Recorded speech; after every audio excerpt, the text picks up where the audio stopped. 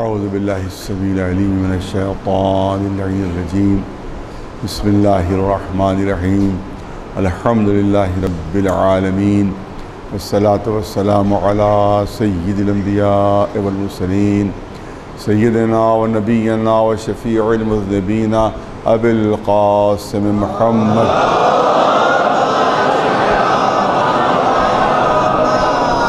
اہل بیتہ الطیبین الطاہرین المعصومین اما بعد فقد قال اللہ سبحانہ تبارک و تعالی فی کتابہ المبین وہو اصدق القائلین ونريد أن نمن الذين تسعوا في الأرض ونجعلهم أئمة ونجعلهم الوارثين صلوات بھیجے بر محمد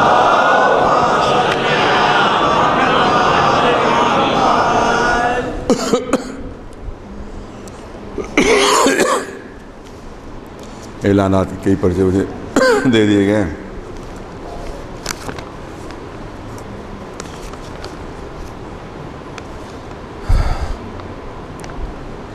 ایک تو یہ اعلان ہے کہ للت کلا اکیڈمی کی جانب سے محرم کی تصویروں کی نمائش ہو رہی ہے۔ یہ قیصر باغ جو بارادری ہے وہاں ہوتی شاید ہر سال ہوتی ہے میرے خیال میں، اس سال بھی وہ نمائش ہے۔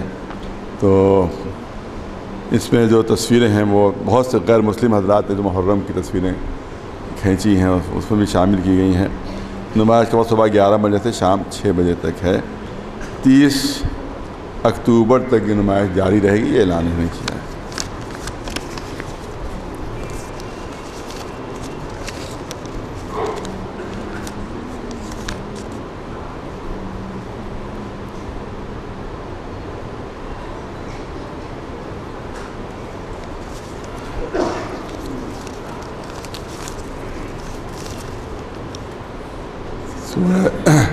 سورہ فاتحہ کے اتباع سے سرور جہاں بنت باقر حسین صاحب، اصغر حسین ابن سجاد حسین صاحب، عادل علی ابن صادق علی صاحب اور جملہ مومن مومنات کی روحوں کے لیے ایک مرتبہ سورہ حمد، 3 مرتبہ سورہ توحید تلاوت۔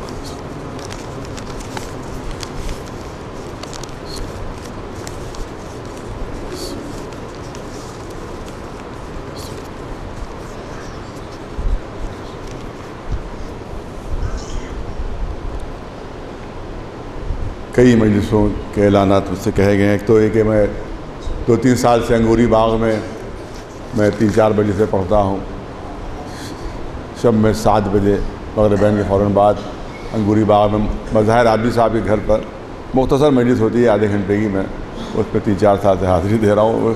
وہ 4 محرم تک وہ مجلس بس رہے گی، یعنی آج اور کل 2 دن بس رہے گی وہ مجلس۔ تو 4 مجلس میں وعدہ ہے میرا، جو انگوری باغ میں شام کو 7 بجے وہاں میں میری حاضری ہوتی ہے۔ اسی طرح سے جو مجلسیں ہو رہی ہیں آپ کو معلوم ہے کہ امام باڑہ سعادت علی خان میں جناب مولانا حبیب حیدر عابدی صاحب قبلہ خطاب فرما رہے ہیں، وہ شام کو 4 بجے میرے خیال وہ مجلس ہوتی ہے۔ اسی طرح مغربین کے بعد عزا خانہ حسینیہ سبطن آباد میں مجلسیں ہوتی ہیں کہ جس میں مولانا رضا حیدر صاحب جو ایران سے تشریف لاتے ہیں، انہی مجلسوں کے لیے خصوصیت سے ایران سے آتے ہیں، تو ان مجلسوں کو وہ خطاب فرما رہے ہیں 2-3 سال سے۔ اسی طرح سے مولانا حبیب حیدر صاحب مسجد نور محل جو نرہی کی ہے اس میں بھی نماز مغربین کے فوراً بعد وہ خطاب فرماتے ہیں، اس میں بھی آپ حضرات شرکت فرمائیں۔ ایک صلوات بھیج دیں۔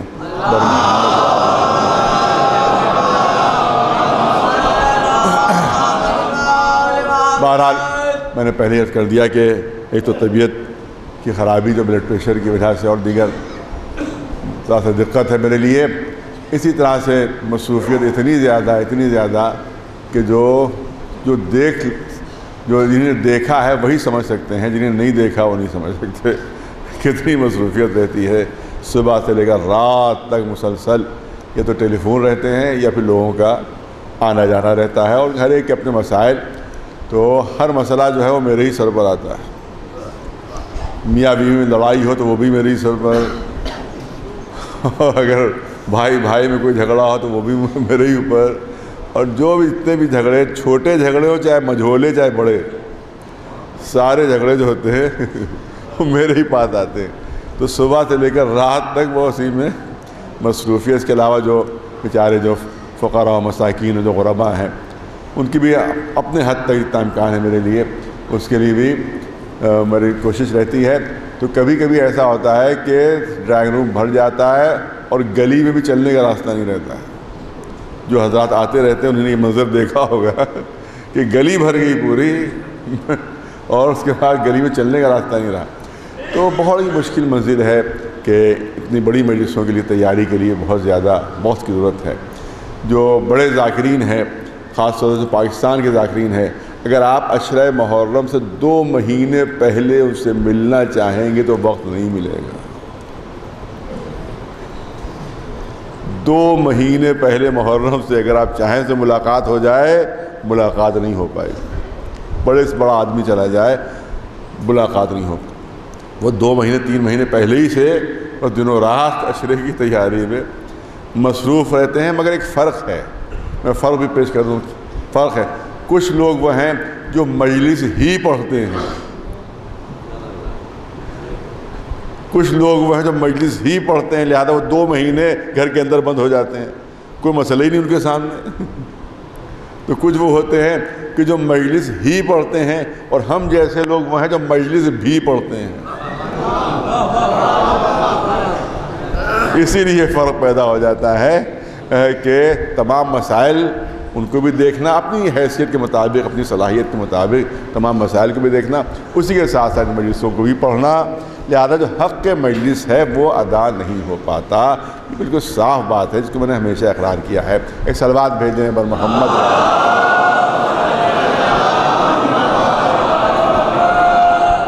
کیونکہ ان مجالس کے لیے ظاہر ہے کتنی بڑے پیمانے پر ہوتی ہیں، تو ان کو بہت زیادہ اس کے لیے تیاری کی ضرورت ہے۔ خاص طور سے آج کل کے پڑھے لکھے نوجوان ہیں، ان کے سامنے کوئی بات پہنچنا چاہیے، ان کے سامنے خصوصیت سے جو اہل بیت کا کنٹریبیوشن ہے، جو محمد و آل محمد کی دنیا کو، انسانیت کو جو انہوں نے دیا ہے، جو عطا فرمایا ہے، وہ باتیں ضرور پہنچنا چاہیے۔ میری کوشش رہے گی، میں نے کہا کوشش کی میں لفظ استعمال کر رہا ہوں، کہ کوشش رہے گی ان مجلسوں میں کہ ان باتوں کو میں پیش کر سکوں کہ جو ہمارے بچوں جوانوں کے لیے ضروری ہیں۔ صلوات بھیجیں بر محمد۔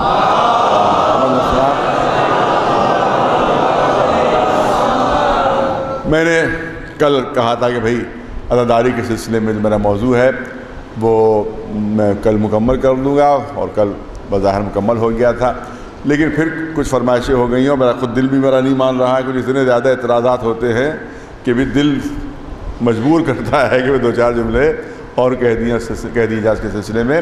یار چند جملے میں چاہتا ہوں کہ عزا امام حسین علیہ السلام کے سلسلے میں آپ کے سامنے پیش کروں۔ صلوات بھیج دیں بر محمد بات بہت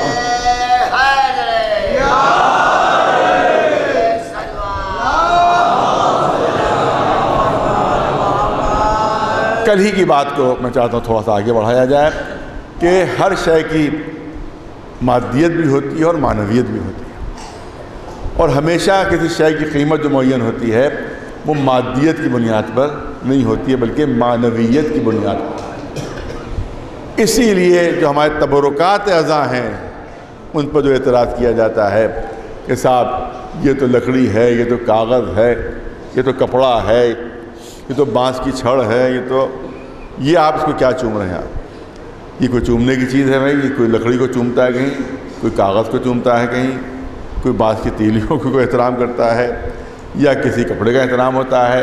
تو یہ اعتراض کیا جاتا ہے۔ تو اس پر میں نے جواب دیا تھا کہ آپ کی نگاہ صرف مادیت تک ہے اور آپ صرف مادیت کو دیکھ رہے ہیں، اس لیے کپڑا نظر آ رہا ہے، اس لیے وہ بانس کی چھڑ نظر آ رہی ہے، اس لیے وہ آپ کو کاغذ نظر آ رہا ہے، اور ہماری نگاہیں معنویت پر ہوتی ہیں۔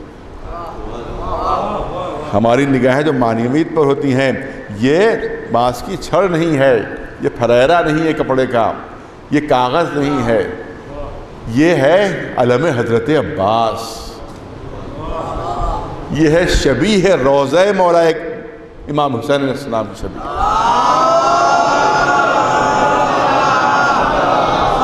یہ ان کے روضے کی شبیہ ہے، یہ ان کے روضے کی شبیہ ہے۔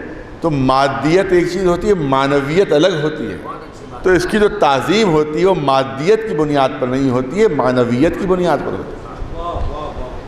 اس کو جو ہم چومتے ہیں یہ معنویت کی بنیاد پر اور صاحبان ذوق تشریف فرما ہے کہ ہم کپڑے کو نہیں چومتے، ہم عباس کی وفاؤں کو بوسہ دیتے ہیں۔ ہم کپڑے کو نہیں چومتے، ہم جناب زینب کی تمناؤں کو بوسہ دیتے ہیں۔ یہ دین کا علم ہے، یہ شریعت کا علم ہے، یہ حفاظت دین کا علم ہے۔ صلوات بھیج دے بر محمد۔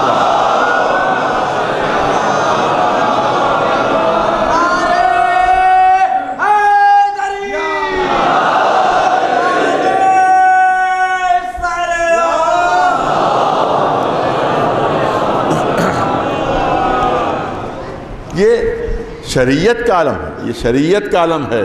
یہ دیہاتوں میں علم ہوتا ہے۔ میں توجہ پھر چاہوں اپنے قوم کے، تو دوسروں سے خطاب تھا، یہ چند جملے جو تھے وہ دوسروں سے تھے، اب خود اپنی قوم کے جوانوں سے بھی خطاب ہے کہ یہ علم جو ہے جناب عباس کا، اس کی مادیت بھی ہے، معنویت بھی ہے۔ یہ ممبر جس کے اوپر ہم بیٹھے ہوئے ہیں، پھر توجہ رہے، یہ ممبر جس پر ہم بیٹھے ہوئے ہیں اس کی مادیت بھی ہے، اس کی معنویت بھی ہے۔ لکڑی کے تختے اس کی مادیت ہیں اور ذکر اہل بیت اس کی معنویت ہے۔ ایک صلوات بھیج دے بلند آواز۔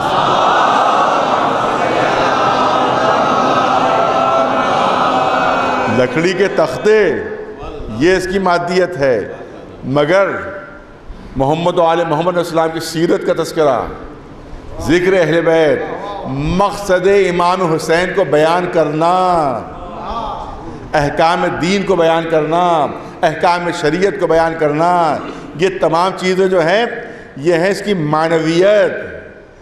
ایک تختہ اس کا الگ ہو جائے، توجہ رہے، پھر توجہ چاہوں گا، اس کا ایک تختہ الگ ہو جائے تو ابھی جڑ جائے گا، وہ ابھی جڑ جائے گا، تو اس کا مطلب ہے کہ مادیت کو اگر نقصان پہنچتا ہے تو تعمیر ہو جاتی ہے، لیکن اگر معنویت کو نقصان پہنچ گیا، اگر معنویت کو نقصان پہنچ گیا، یہاں سے ایسی باتیں کہہ دی گئیں جو مقصد امام حسین کے خلاف ہیں، جو دین کے خلاف ہیں، جو شریعت کے خلاف ہیں، تو اب دین کو جو ضرر پہنچے گا وہ ناقابل تلافی ہو جائے گا۔ ایک صلوات بھیجے بر محمد۔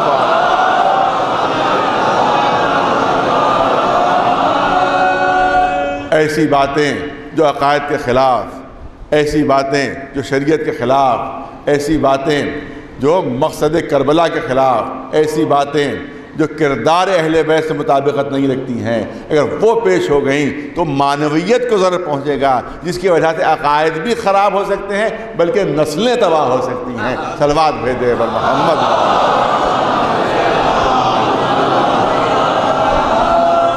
تو معنویت بچانا ہوگی ہمیں۔ مادیت تو اگر ہلکا سا بھی ٹوٹ جائے تو فوراً وہ بڑھ آئے گا، اس کو ٹھیک کر دے گا، لیکن اگر معنویت کو ضرر پہنچا تو ناقابل تلافی کبھی کبھی ہو جاتا ہے۔ اسی طرح سے آپ دیکھیں کہ جناب عباس کا جو علم ہے یہ احکام دین کا علم ہے، یہ شریعت کا علم ہے، یہ حفاظت اسلام کا علم ہے۔ تو ایسا نہیں ہونا چاہیے کہ علم تو ہاتھ میں ہو مگر کبھی نماز نہ پڑھی ہو۔ جو رہے، یہ علم اٹھانا نہیں ہوگا بلکہ اس کی معنویت کا مذاق اڑانا ہوگا، اس کی معنویت کا مذاق اڑانا ہوگا، کیونکہ یہ علم جو ہے وہ شریعت کا علم ہے، یہ حفاظت دین کا علم ہے، یہ مقصد امام حسین کی حفاظت کا علم ہے۔ لہذا وہ نہیں اٹھا سکتا کہ جو بے نمازی ہو، وہ نہیں اٹھا سکتا جو بے روزہ دار ہو، وہ نہیں اٹھا سکتا جو بے ایمان ہو، وہ نہیں اٹھا سکتا جو دین کا وفادار نہ ہو، کیونکہ یہ وفادار کا علم ہے۔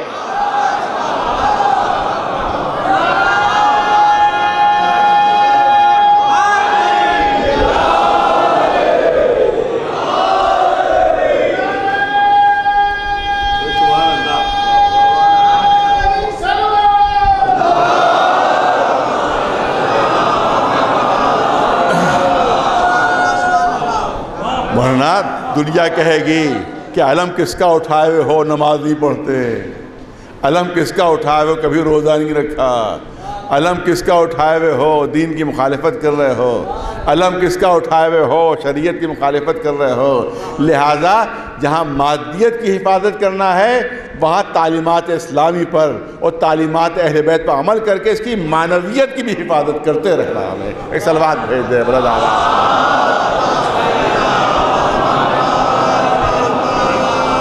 لہذا ہر چیز کی ایک مادیت ہوتی ہے، ہر چیز کی ایک معنویت ہوتی ہے، اور قیمت جو معین ہوتی ہے وہ مادیت کی بنیاد پر نہیں ہوتی ہے بلکہ معنویت کی بنیاد پر ہوتی ہے. اور میں نے ہلکا سا اشارہ کیا تھا، بتا سا اس کی ہلکی سی تفصیل ہو جائے، کہ میں نے کہا کہ یہی غلطی شیطان نے بھی کی تھی کہ مادیت پر نگاہ تھی، معنویت پر نگاہ نہیں تھی. اسی لیے اس نے کہہ دیا تھا کہ میں آدم سے افضل ہوں، کیونکہ آدم کی خلقت مٹی سے ہوئی ہے اور میری خلقت آگ سے ہوئی ہے، اور آگ مٹی سے افضل. یہ پہلا قیاس تھا جو شیطان نے کیا تھا. ایک سلوات بھیجے ورنہ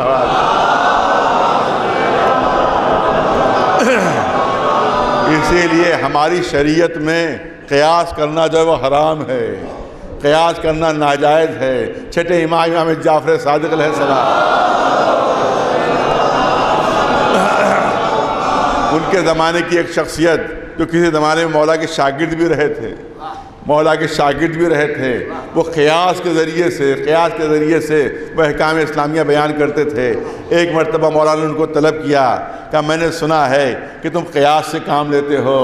کہا کہ جہاں پر بات سمجھ میں نہیں آتی، کوئی حدیث نہیں ملتی، اگر قرآن میں کوئی آیت نہیں ملتی تو مجبوراً مجھے قیاس کرنا پڑتا ہے. تو امام نے فرمایا کہ یاد رکھو کہ قیاس کرنے والا شیطان تھا. ایک صلوات بھیجے پر محمد.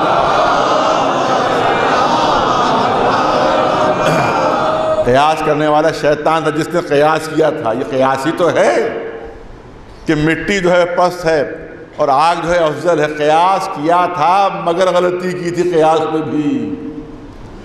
اگر مادی لحاظ سے بھی دیکھا جائے تب بھی قیاس میں غلطی تھی، کیونکہ اس نے کہا کہ مٹی جو ہے وہ پست ہے اور آگ جو افضل ہے، جبکہ وہ بھول گیا کہ مٹی جو ہے وہ امانت دار ہوا کرتی ہے اور آگ جو ہے وہ خیانت کرتی ہے.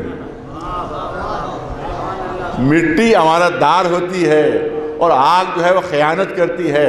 آگ کے اندر اگر دانہ ڈال دیجئے تو جل بھن کر راکھ ہو جائے گا. اسی دانے کو اگر مٹی کے سپرد کر دیجئے، اسی دانے کو اگر مٹی کے سپرد کر دیجئے تو نہ صرف یہ کہ اس کی حفاظت کرے گی بلکہ 6 مہینے کے بعد ہزاروں کی تعداد میں بڑھا کر پیش کر دے گی. ایک سلوات بھیج دے بلند آواز کو.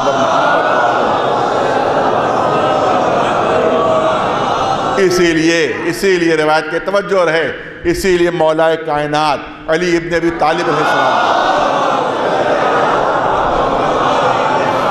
رسول اللہ نے آگ کی طرف منسوب نہیں کیا بلکہ مٹی کی طرف منسوب کرتے ہوئے ابو تراب کہا ہے. صلوات بلند آواز سے بر محمد.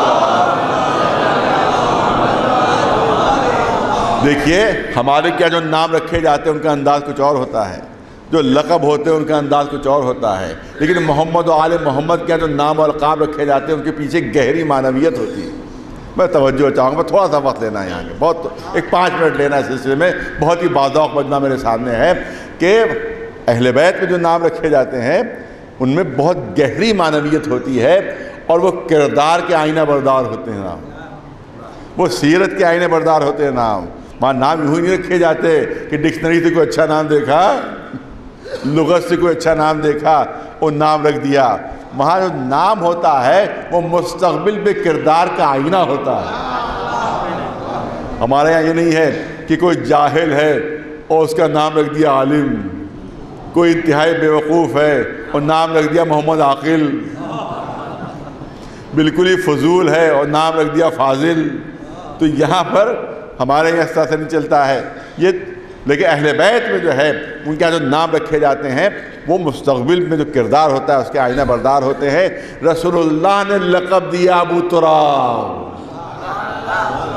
ابو تراب مٹی کا باپ. ابو کے معنی مالک کے بھی ہیں، ابو کے معنی مالک کے بھی ہیں، ابو کے معنی آقا کے بھی ہیں.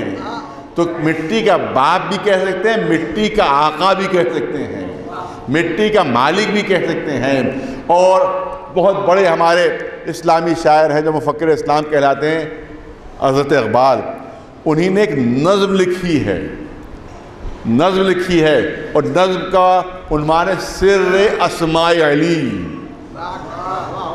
میں بھرپور توجہ چاہوں گا، نظم کا عنوان کیا ہے؟ سر اسماء علی، علی کے جو نام ہیں ان کے پیچھے کون کون سے راز پنہاں ہیں، یہ پوری نظم لکھی ہے۔ اور انہی نے ابو تراب کے سلسلے میں بھی کچھ اشارے فرمائے ہیں، انہی سے استفادہ کرتے ہوئے ان کی طرف سے اجمال ہے، تفصیل میری طرف سے، توجہ رہے، مثالیں میری طرف سے ہیں، اشارے ان کی طرف سے ہیں، مثالیں میری طرف سے ہیں۔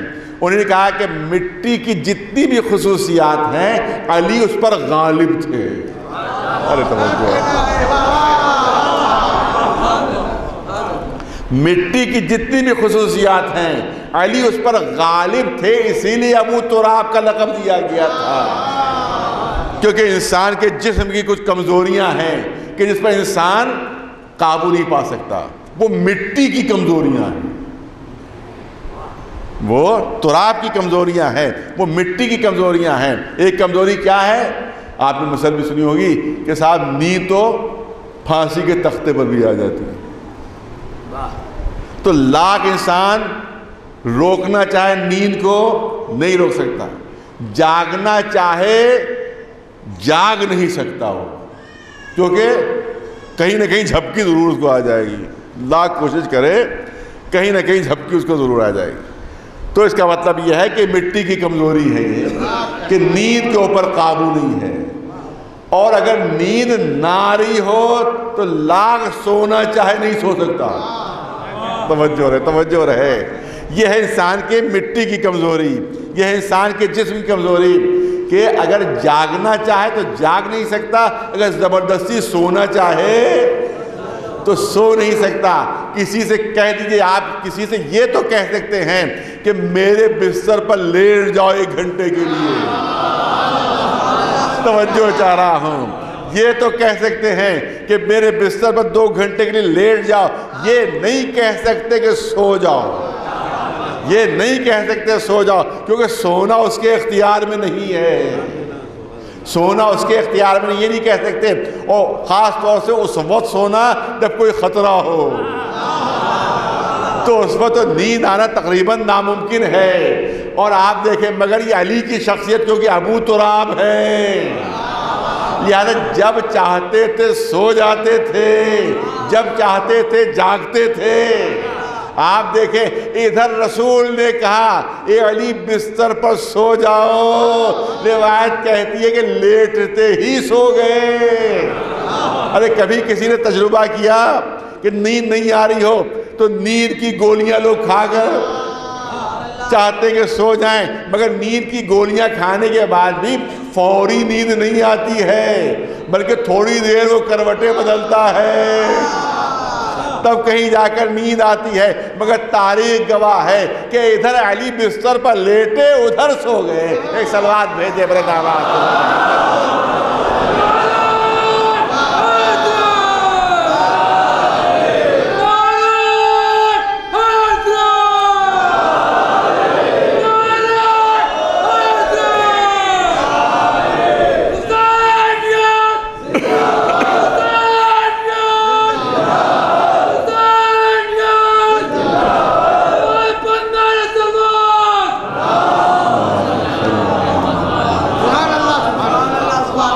اور جب جاگنے کا موقع ہوتا تھا تو جاگ جاتے تھے، ہو ضرورت نہیں تھی، بس ہلکا سا اشارہ ہی ہے، ضرورت نہیں تھی کہ کوئی غلام آ کر نماز کے لیے جگائے تو جاگیں۔ اے صلوات بھیجے بلند آواز سے بر محمد۔ اور صاحبان فہم ہلکا سا اشارہ ہے، اس کا مطلب ہے کہ مٹی کے جتنے بھی خصوصیات ان کے اوپر علی غالب تھے۔ آپ دیکھیں پھر مثال، میں نے کہا کہ اجمال ان کی طرف سے ہے، تفصیل میری طرف سے ہے، مثالیں میری طرف سے، پوری توجہ چاہوں گا۔ آپ دیکھیں بھرپور وار اگر آپ کریں کسی پر، ہاتھ میں کوئی لکڑی ہے، کوئی لاٹھی اگر ہے، آپ نے اگر آپ نے اس کو بہت تیزی سے اوپر سے لا کر آپ چاہتے ہیں کہ کہیں پر وار کریں اس کے اوپر، کبھی بھی تجربہ کر کے دیکھیے گا، میں کسی آدمی بنا کیجیے گا، کسی درخت پر، زمین پر کسی بھی تجربہ کر کے دیکھیے کہ آپ نے لاٹھی اٹھائی یا لکڑی اٹھائی اور پوری طاقت سے آپ نے زمین کو ماری، پوری طاقت سے، پوری قوت سے وہ زمین پر آپ ماریں، اور اس کے بعد آپ نے ہاتھ آپ کا چل چکا ہو، وار ہو چکا ہو، اور کوئی ایک دم سے کہہ دے کہ ہاتھ روک لو، تو اب ہاتھ نہیں رک پائے گا، ہاتھ نہیں رک پائے گا۔ یہ انسان کے جسم کی کمزوری کہ پوری طاقت سے اگر وار کر دیا تو پھر ہاتھ رک نہیں سکتا، وہ تو لکڑی پڑے گی جس چیز پہ آپ ماریں۔ تو یہ ہے انسان کے جسم کی کمزوری، مگر کیونکہ علی ہے ابو تراب، لہذا تاریخ گواہ ہے کہ بھرپور وار ہو چکا ہے، تلوار چل چکی ہے، علی نے چہرے پر نگاہ ڈالی، قیامت تک جتنی بھی نسلیں تھی سب کو دیکھا کوئی مرد مومن آنے والا ہے، سر تک پہنچتے سے پہلے ہی ہاتھ رک گیا۔ ایک صلوات بلند آواز سے پر محمد وآلہ۔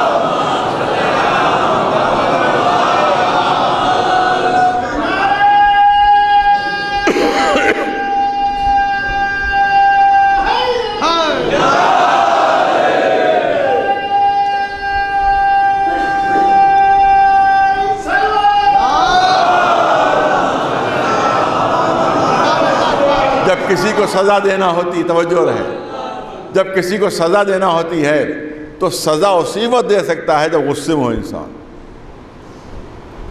آپ نے دیکھا کہ عام طور سے جرم ہوتے ہیں وہ غصے میں انسان جو ہے بالکل بے قابو ہو جاتا ہے، اس وقت وہ جرم سرزد ہو جاتا ہے، بعد وہ اس کو پچھتاوا ہوتا ہے صاحب غصے میں آ گئے تھے۔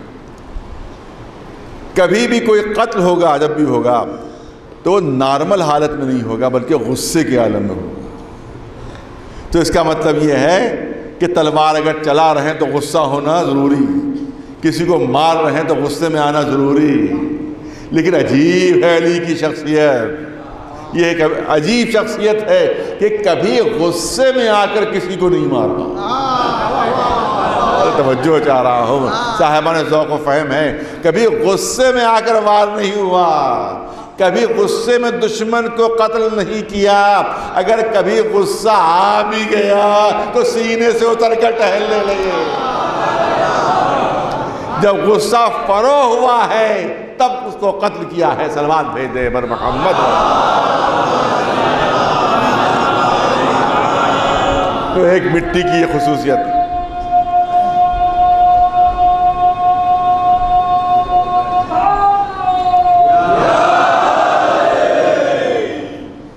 یہ مٹی کی ایک خصوصیت کہ جس کے اوپر مولا غالب ہے۔ اسی طرح سے بس ایک اور رخ کر دوں کہ انسان اپنے تصورات پر قابو نہیں رکھتا، انسان اپنے تصورات پر اور خیالات پر اس کو قابو نہیں، اس لیے شریعت میں تصورات منع نہیں ہے، عمل بس نہیں ہونا چاہیے، نیت منع نہیں ہے، نیت کے اوپر کوئی جو ہے وہ عقاب نہیں ہے، بلکہ بس نیت پر عمل نہیں ہونا چاہیے۔ اگر کسی کو آپ حکم دے دیں کہ تم بندر کا تصور نہ کرو تو دیکھیے ادھر آپ کا تصور آئے گا، ادھر بندر کا تصور نہیں، خیالات پر کوئی قابو نہیں ہے۔ واقعہ میں نے کبھی عرض کیا تھا، یہاں پہ پھر عرض کرنا چاہتا ہوں بچوں کے لیے، کہ ایک مولانا صاحب جو تھے وہ کسی گاؤں میں پہنچے اور وہاں انہوں نے سوچا کوئی ایسی نئی بات کہوں جو آج تک کسی مولوی نے نہ کہی ہو، بالکل نئی بات کہی جائے جو آج تک کسی مولوی نے نہ کہی ہو۔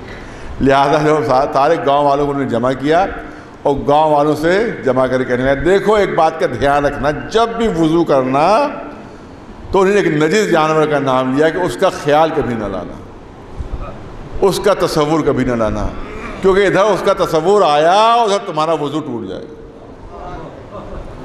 ادھر تمہارا وضو ختم ہو جائے گا۔ اب یہ بات انہوں نے کہہ دی اور اس کے بعد اپنے گھر چلے گئے۔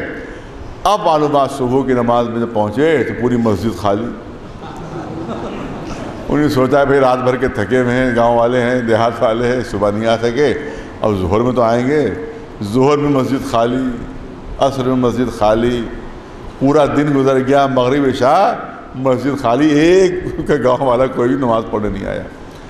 اب دوسرے دن پھر انہوں نے سب کو جمع کیا، ارے بھائی کیا بات ہے، تم نے نماز پڑھنا چھوڑ دی، جہنمی ہو گئے سب، کیا ہو گیا؟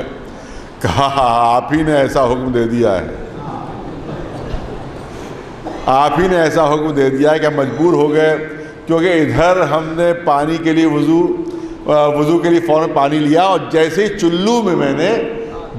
چلو میں پانی لیا فوراً ہی آپ کا تصور آیا، اسی کے ساتھ ساتھ اس نجس جانور کا تصور آیا، تو اسی وقت وضو ٹوٹ جاتا ہے۔ ہم تو دن بھر سے وضو ہی کر رہے ہیں۔ ایک صلوات بھیجے بلند آواز سے پر محمد وعلیہ۔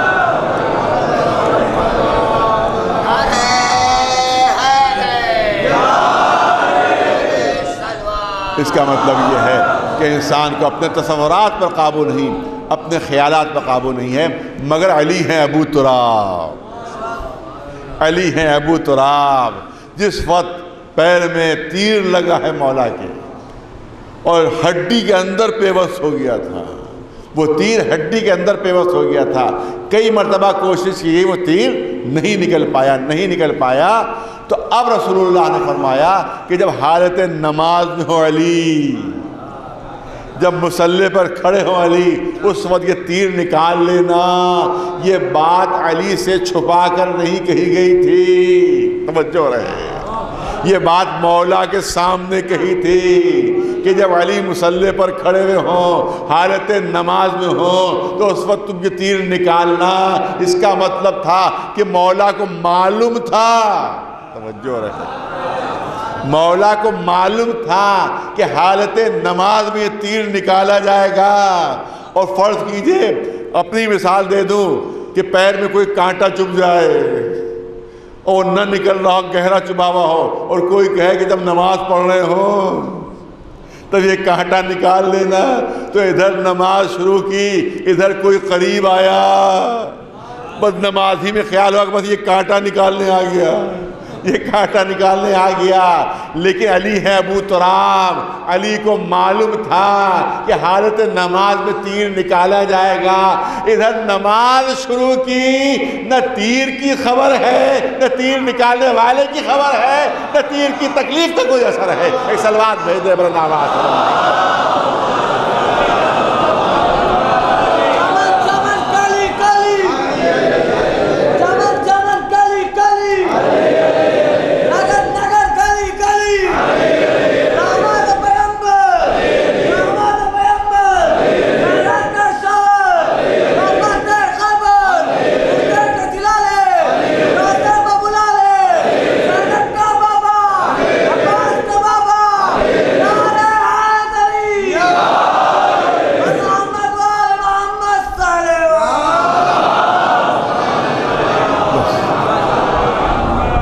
میں چاہتا ہوں کہ اس کو بالکل سم اپ کر دیا جائے اس موضوع کو، اور آخری جملے آپ کے سامنے پیش کر دوں۔ اور میں تو سمجھتا ہوں کہ بے انتہا قیمتی جملے ہیں جو میں بچوں جوانوں کی نظر کرنا چاہتا ہوں۔ عزاداری امام حسین سے متعلق، ذکر امام حسین، مجالس سے متعلق یہ جملے آپ کی خدمت میں نظر کرنا چاہتا ہوں۔ آپ دیکھیں، عجیب چیز ہے جو آپ کے سامنے پیش کر رہا ہوں۔ آپ دیکھیں، لاکھ کوئی دہریہ ہو جائے، تجربے ہیں جو آپ کے سامنے، دہریہ ہو جائے، خلاف مذہب ہو جائے، کمیونسٹ ہو جائے، اسلام کا مخالف ہو جائے، مگر وہ پلٹ آتا ہے اسلام کی طرف،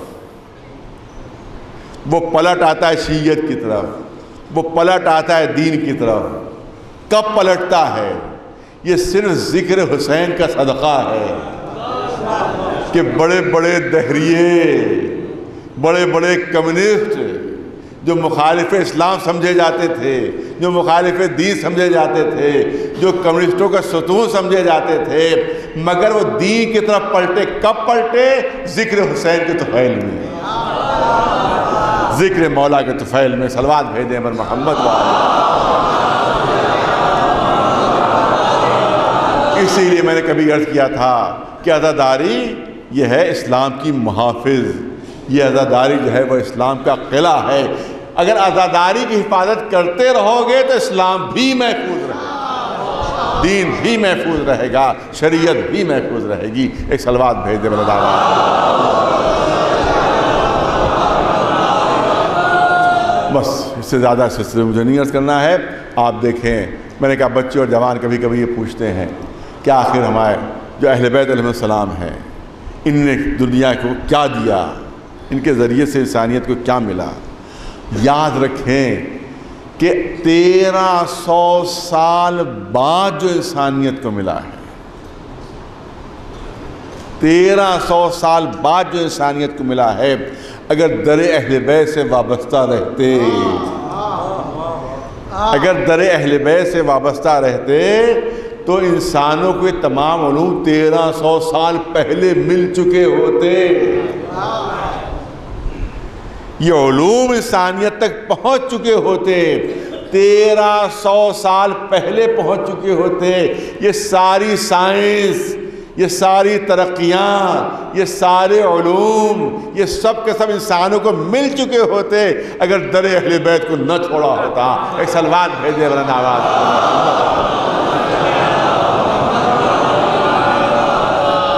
مجھے اتنا بتا دیجئے کہ ترقی کب سے شروع ہوئی؟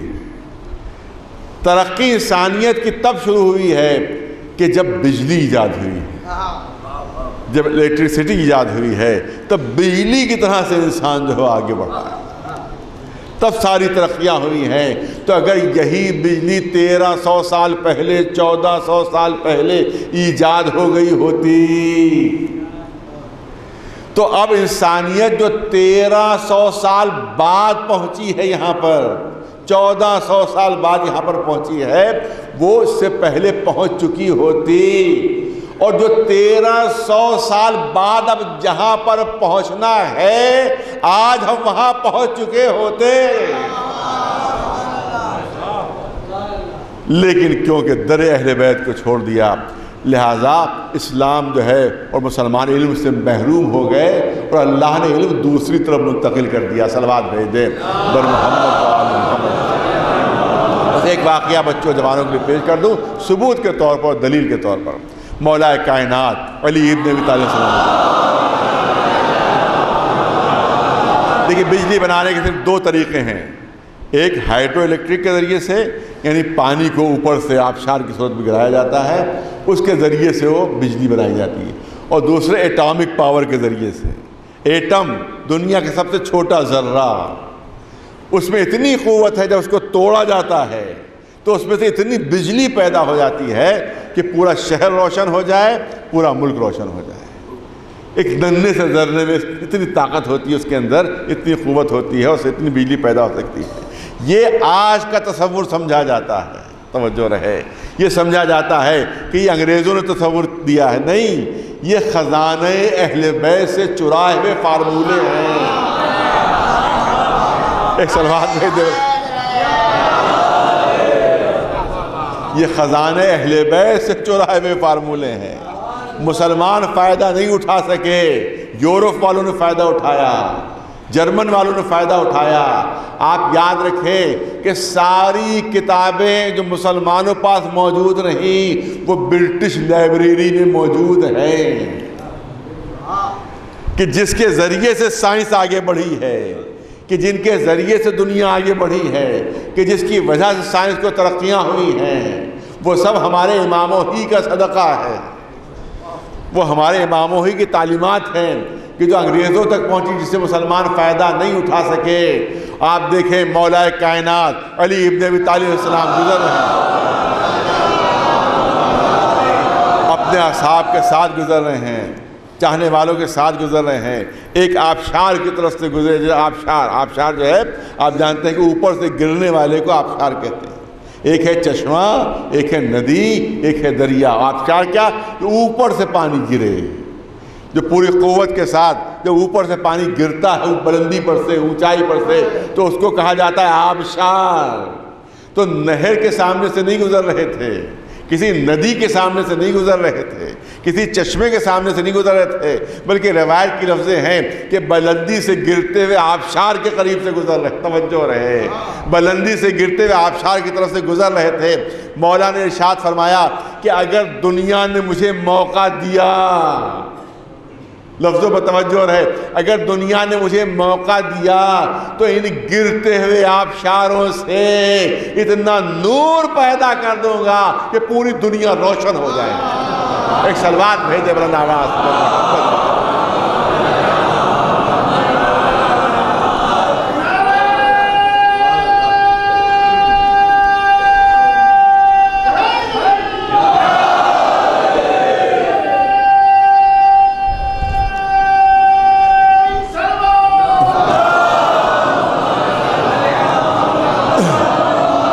مسلمان نہیں سمجھ سکے کہ مولا نے کیا فرمایا ہے، اس کے اندر کون سا راز ہے۔ انگریز سمجھ گئے اور اس کے بعد انہیں گرتے ہوئے آبشاروں کے ذریعے سے دریاؤں کی روانی کو روک کر اس کے پانی کو جب بلندی سے گرایا ہے تب یہ دنیا میں بجلی پیدا ہوئی ہے۔ صلوات بھیج دے بر محمد والے۔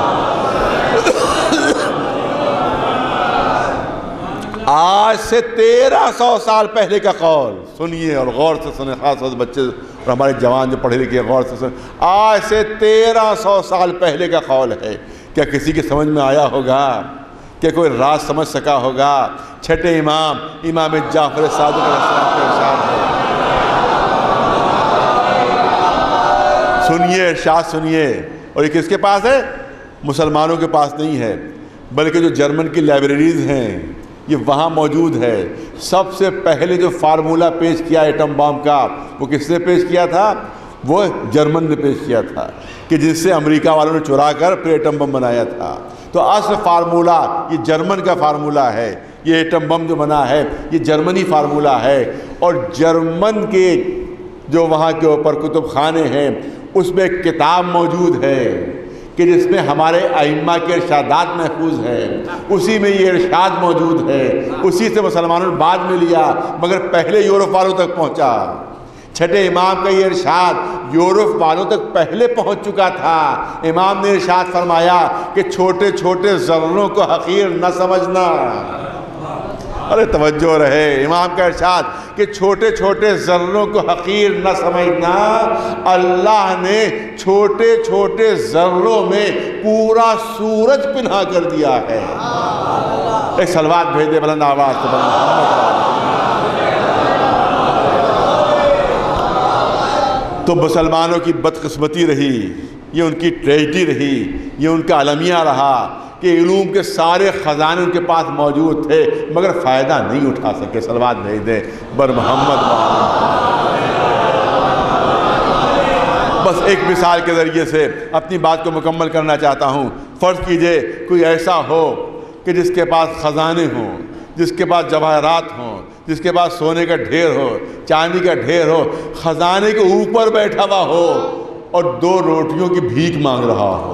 ارے توجہ چاہوں گا آپ حضرات کی کہ خزانے اس کے پاس ہوں، زور و جواہرات اس کے پاس ہوں، موتی اس کے پاس ہوں، سارا خزانہ جواہرات سے بھرا ہوا ہو، سارا خزانہ موتیوں سے بھرا ہوا ہو اور وہ خزانے کے اوپر بیٹھا ہوا بھیک مانگ رہا ہو۔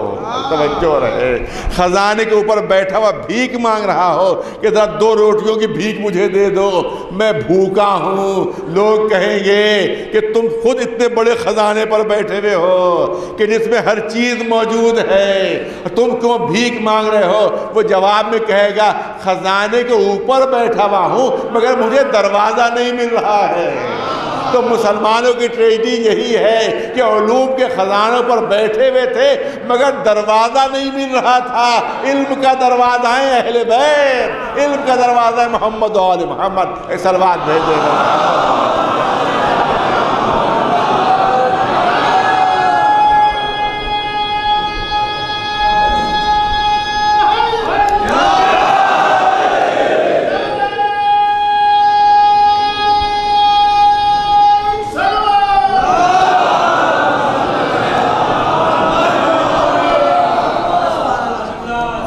وہ کتابیں محفوظ ہیں یورپ میں، آج وہ کتابیں محفوظ ہیں وہاں کی لائبریریز میں کہ جس سے انہوں نے فائدہ اٹھایا ہے اور سائنس کو اتنا آگے بڑھا دیا ہے۔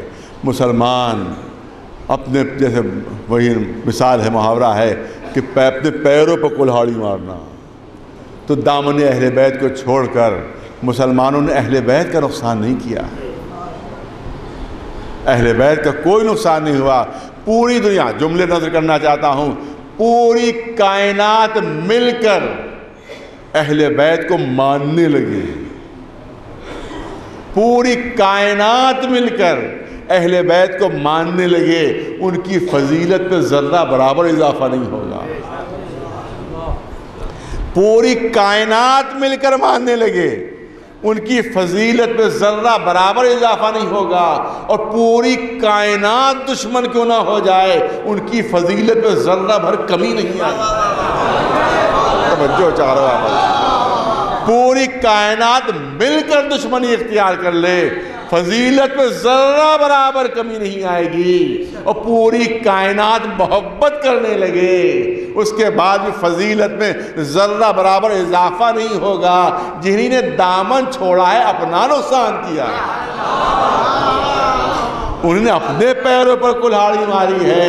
جہاں پر انگریز پہنچے میں ہیں، اس وقت مسلمان وہاں پر ہوتے اگر دامن نہ چھوڑا ہوتا۔ صلوات بھیجے بر محمد۔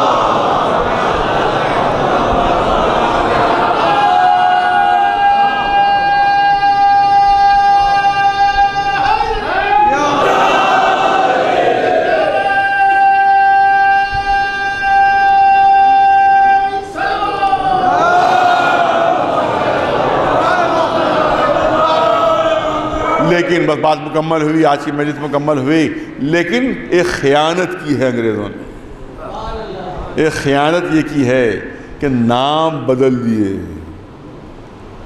اور اس طرح سے نام انہوں نے پیش کیے کہ آج بچہ جب پڑھتا ہے تو اس کو خبر ہی نہیں ہوتی کہ یہ ہے کون۔ ہمارے چھٹے امام امام جعفر صادق علیہ السلام کے شاگرد،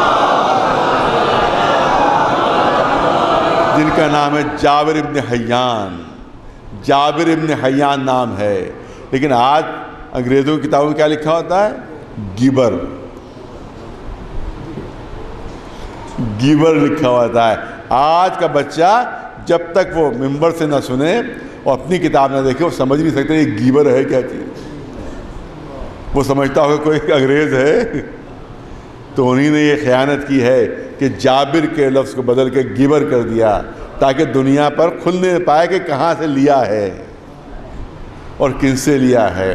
اور جتنی کتابیں اس وقت تک تقریباً 500 کی توجہ رہے، بس مجلس ختم ہوئی، 500 کتابیں جناب جابر کی یورپ اور امریکہ کے جو کتب خانے ان میں محفوظ ہیں، سائنس کے اوپر، توجہ رہے، سائنس کے اوپر اور سائنسی علوم کے اوپر 500 نسخے، 500 مینوسکرپٹس یورپ کے کتب خانے میں محفوظ ہیں۔ لیکن ہر مینوسکرپٹ، ہر کتاب جو شروع ہو رہی ہے، چیلنج کے ساتھ کہہ رہا ہوں، ہر کتاب جو شروع ہوئی ہے جناب جابر کی، وہ ان لفظوں کے ساتھ شروع ہوئی ہے۔ ہر کتاب جو شروع ہوئی ہے وہ ان لفظوں کے ساتھ شروع ہوئی ہے کہ میرے آقا اور مولا امام جعفر صادق نے مجھ سے کہا کہ لکھو، تو میں نے لکھنا شروع کیا۔ ایک صلوات بھیج دے بلند آواز۔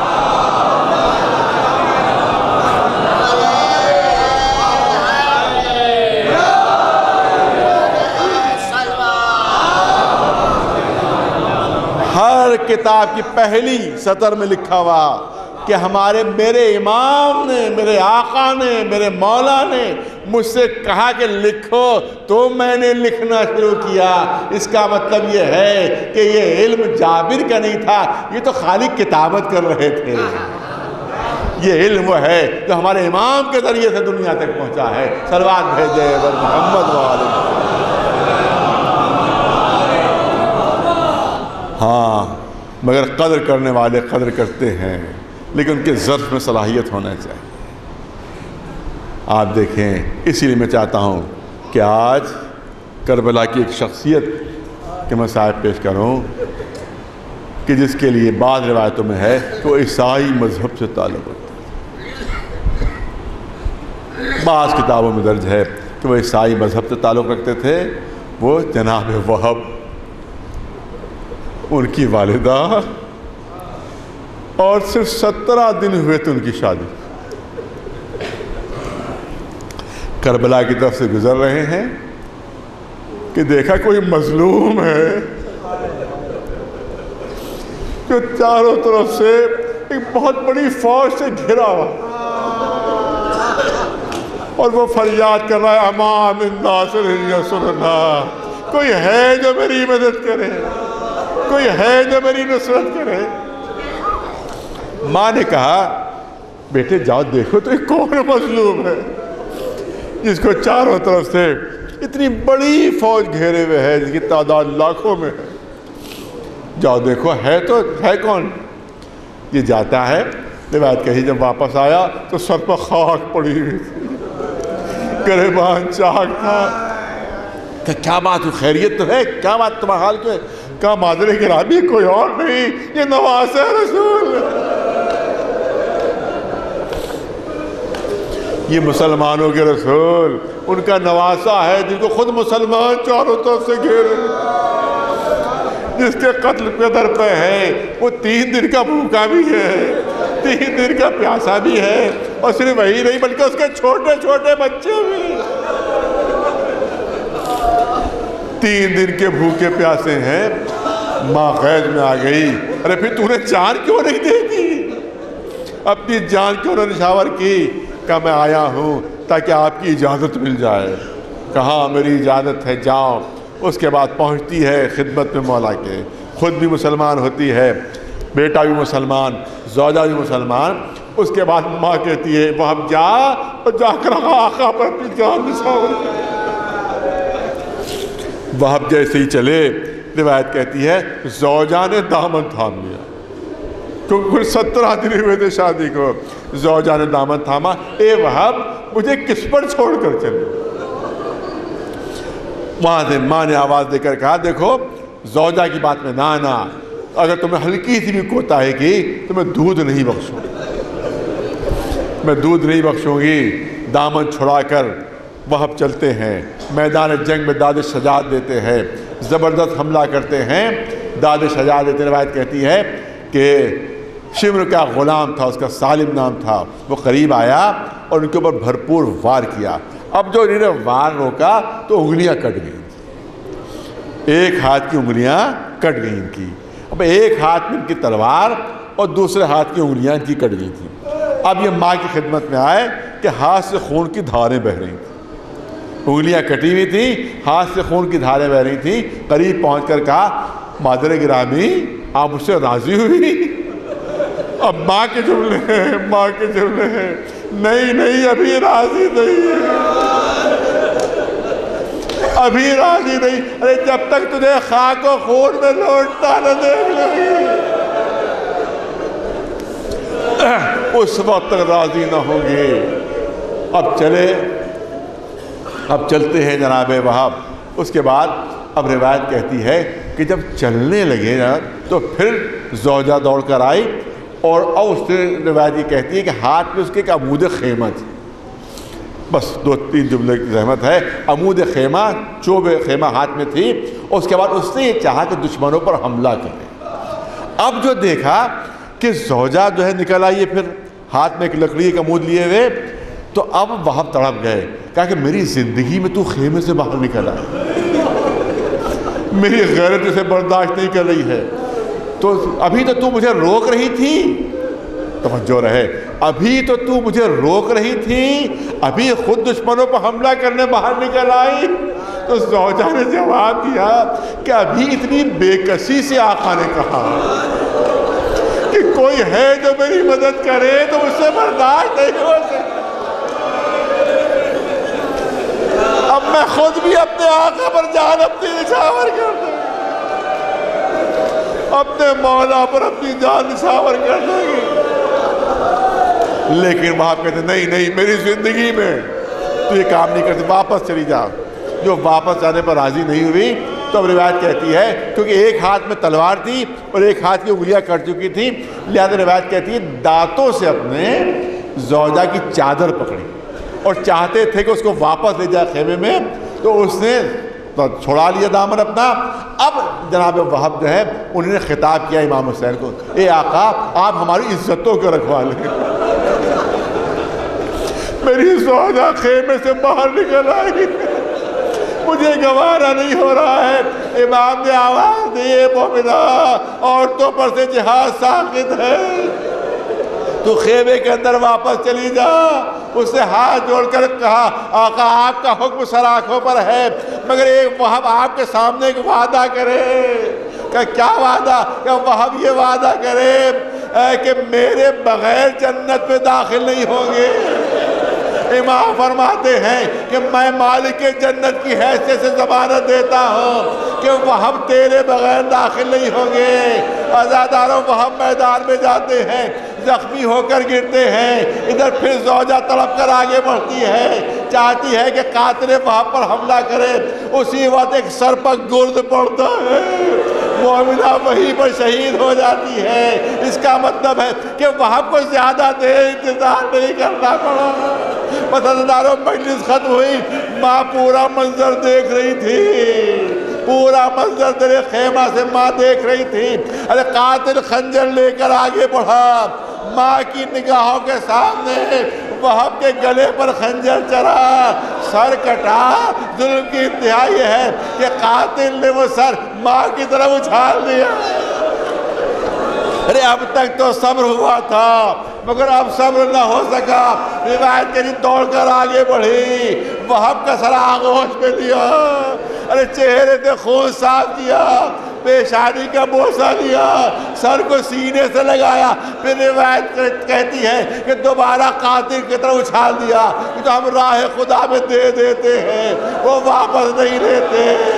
اے مادر وہب تمہارا صبر مثالی ہے، مگر تمہیں اتنا موقع مل گیا کہ اپنے لال کے سر کو اپنے سینے سے لگا لیا۔ ارے ذرا دیکھ لو کہ کہیں ام لیلا یہ منظر سے نہیں دیکھ رہے کہ اس ماں کے دل میں تمنا نہ ہوگی کہ سر علی اکبر مجھے مل جائے، مگر کربلا سے کوفے سے شام، سر علی اکبر نو کے نیزہ پر میں شہزادی کی خدمت میں ہاتھ جوڑ کر کروں گا۔ اے شہزادی اگر علی اکبر کا سر مل بھی جاتا تو اب آغوش میں لیتی کیسے؟ پورے راستے ہاتھ پسے گردن سے بدے ہوئے، ماں کے دل میں تمنا ہی رہ گئی علی اکبر کا سر۔